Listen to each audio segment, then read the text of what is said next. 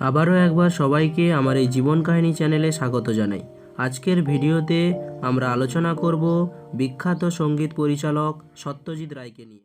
সত্যজিৎ রায় ইনি ছিলেন একজন ভারতীয় চলচ্চিত্র নির্মাতা, চিত্রনাট্যকার, শিল্প নির্দেশক, সঙ্গীত পরিচালক এবং তার পাশাপাশি ছিলেন একজন বিখ্যাত লেখক। এনাকে বিংশ শতাব্দীর অন্যতম শ্রেষ্ঠ চলচ্চিত্র নির্মাতাদের একজন হিসেবে গণ্য করা হয়। 1921 সালের 2রা মে জন্ম কলকাতা শহরে সাহিত্য ও শিল্প সমাজে খ্যাতনামা রায় পরিবারে। এনার পিতার নাম সুকুমার রায় এবং মাতা সুপ্রভা রায়।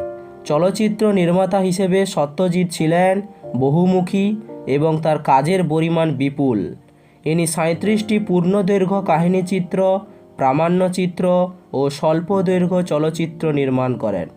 তার নির্মিত প্রথম চলচ্চিত্র 1955 সালে পথের পাঁচালী। এমনকি সত্যজিৎ রায় বেশ কয়েকটা ছোট গল্প এবং উপন্যাস রচনা করেছেন, প্রাথমিকভাবে শিশু কিশোরদের পাঠক হিসেবে বিবেচনা করে। কল্পবিজ্ঞানে তার নির্মিত জনপ্রিয় কাল্পনিক চরিত্র গোয়েন্দা ফেলুদা এবং প্রফেসর শঙ্কু। 1964 সালে সত্যজিৎ চারুলতা ছবিটি নির্মাণ করেন, যেটা ছিল তার কর্মজীবনের এই পর্বের শেষ ছবি। সত্যজিৎ রায় চিত্রনাট্য রচনাকে পরিচালনার অবিচ্ছেদ্য অংশ হিসেবে গণ্য করতেন।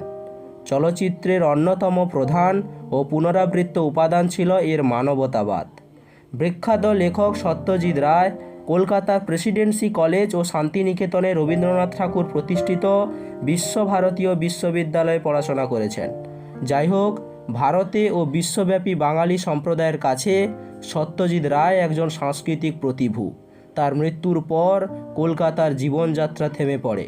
হৃদযন্ত্রের জটিলতার কারণে বিখ্যাত লেখক পরিচালক সত্যজিৎ রায়ের মৃত্যু হয়েছে 1992 সালের 23শে এপ্রিল। ভিডিওটা ভালো লাগলে প্লিজ সবাই একটা লাইক করে দাও, আর এরকম জীবন কাহিনী শুনতে আমাদের চ্যানেলটাকে অবশ্যই সাবস্ক্রাইব করে নাও।